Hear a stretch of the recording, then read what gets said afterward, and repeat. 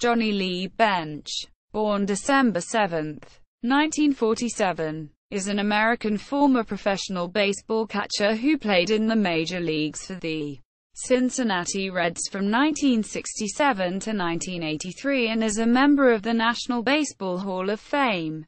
Bench, a 14-time All-Star selection and a 2-time National League Most Valuable Player, was a key member of the Big Red Machine, which won 6 division titles, 4 National League pennants, and 2 World Series championships.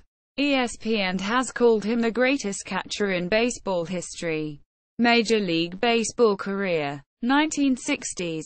Bench played baseball and basketball and was class valedictorian at Binger-Oney High School in Binger, Oklahoma. He is 1/8 Choctaw. His father told him that the fastest route to becoming a major leaguer was as a catcher. Bench was drafted 36th overall by the Cincinnati Reds in the second round of the 1965 amateur draft, playing for the minor league Buffalo Bisons in the 1966 and 1967 seasons before being called up to the Reds in August 1967. He hit only 163. But impressed many with his defense and strong throwing arm. Among them Hall of Famer Ted Williams. Williams signed a baseball for him which predicted that the young catcher would be a Hall of Famer for sure. Williams' prediction eventually became fact with Johnny Bench's election to the Hall of Fame in 1989. During a spring training game in 1968. Bench was catching the 8-year veteran right-hander Jim Maloney, once a noted hard thrower. Injuries had reduced Maloney's fastball's speed dramatically by this time. However, Maloney insisted on repeatedly shaking off his younger catcher and throwing the fastball instead of the breaking balls Bench called for. An exasperated Bench bluntly told Maloney, "Your fastball's not popping." Maloney replied with an epithet, to prove to Maloney that his fastball wasn't effective anymore.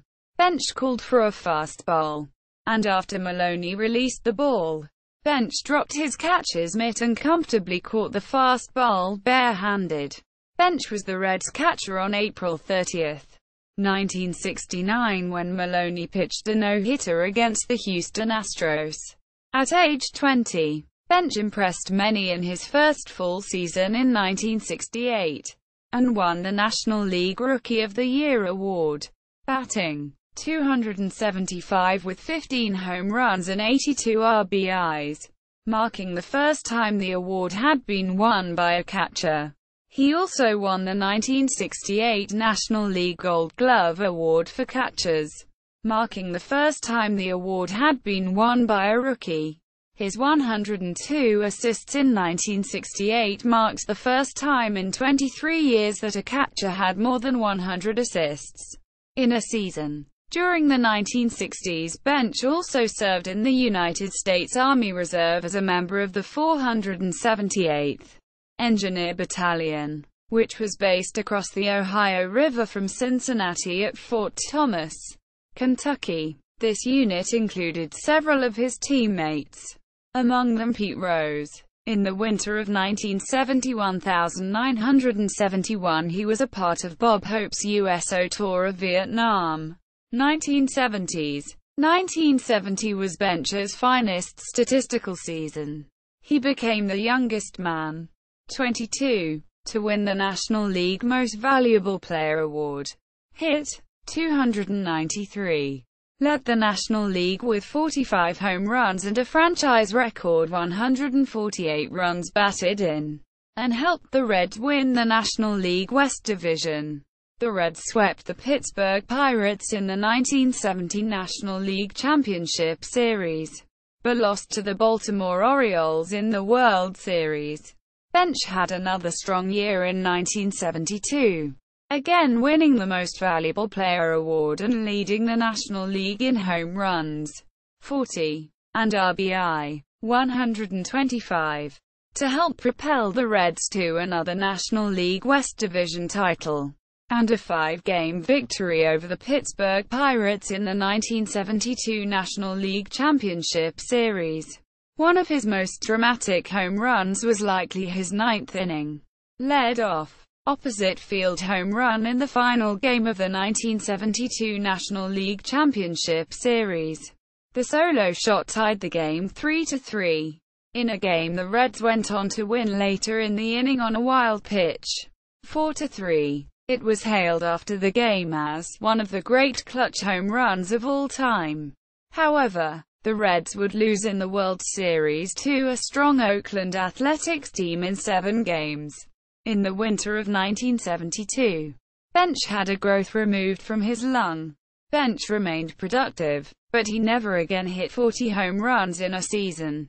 In 1973, Bench slumped to 25 home runs and 104 RBI, but helped the Reds rally from a 10.5-game deficit in July to the Los Angeles Dodgers to win a Major League high 99 games and claim another National League West division.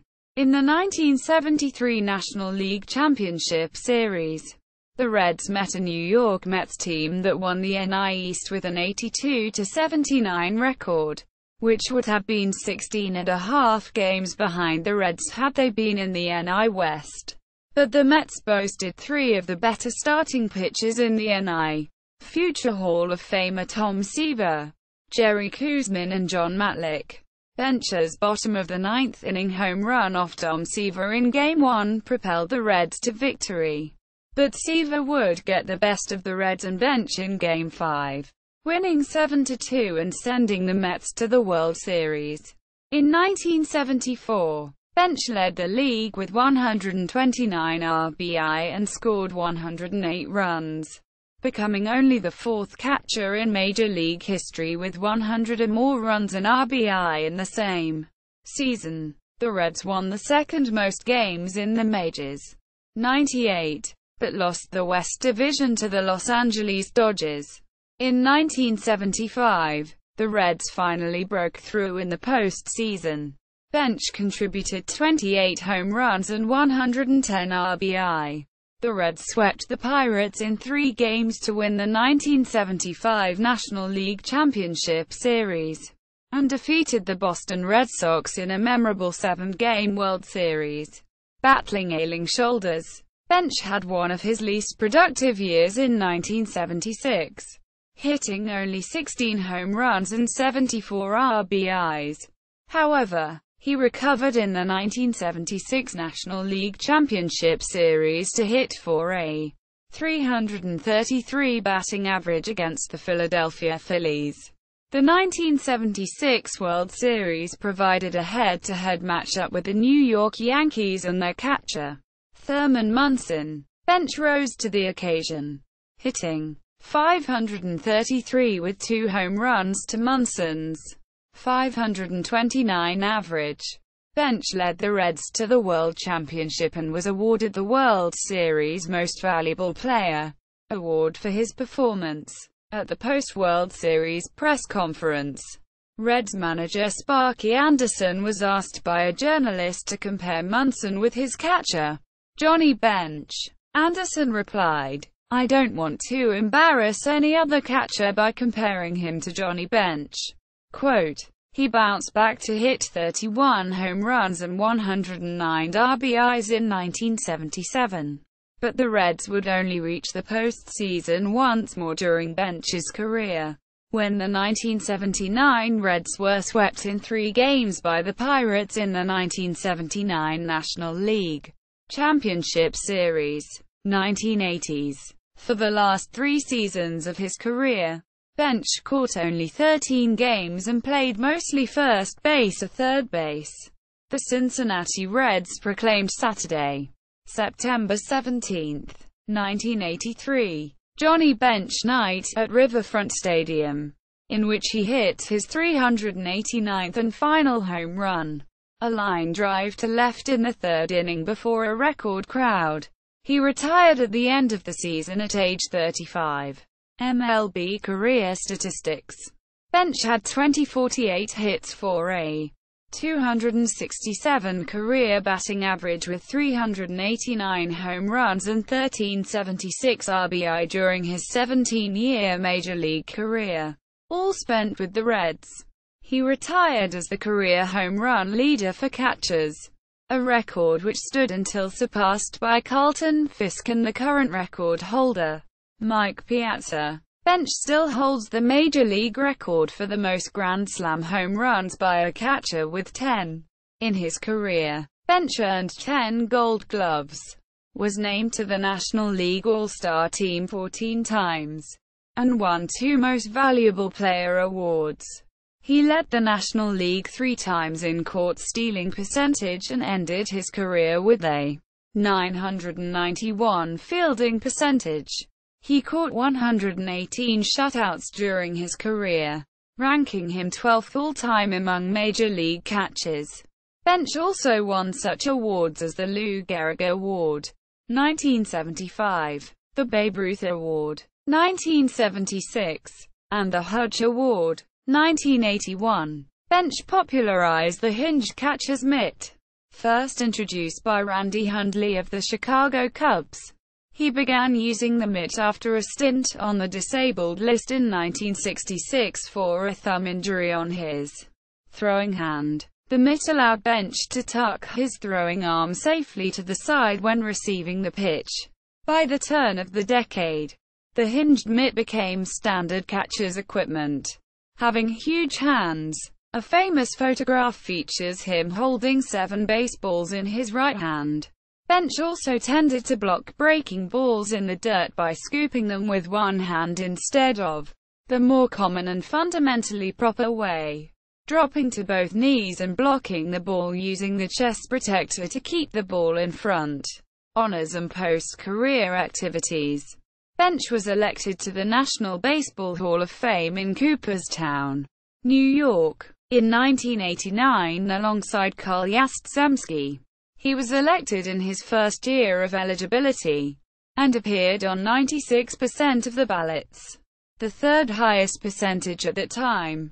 3 years earlier, Bench had been inducted into the Cincinnati Reds Hall of Fame in 1986 and his uniform number 5 was retired by the team. He is currently on the board of directors for the Cincinnati Reds Hall of Fame. In 1989, he became the first individual baseball player to appear on a Wheaties box, a cereal he ate as a child. For a time in the 1980s, Bench was a commercial spokesman for Krylon paint, featuring a memorable catchphrase, "I'm Johnny Bench, and this is Johnny Bench's bench." Quote, in 1985, Bench starred as Joe Boyd, Joe Hardy in a Cincinnati stage production of the musical Damn Yankees, which also included Gwen Verdon and Gary Sandy. He also hosted the television series The Baseball Bunch from 1982 to 1985. A cast of boys and girls from the Tucson, Arizona area would learn the game of baseball from Bench and other current and retired greats.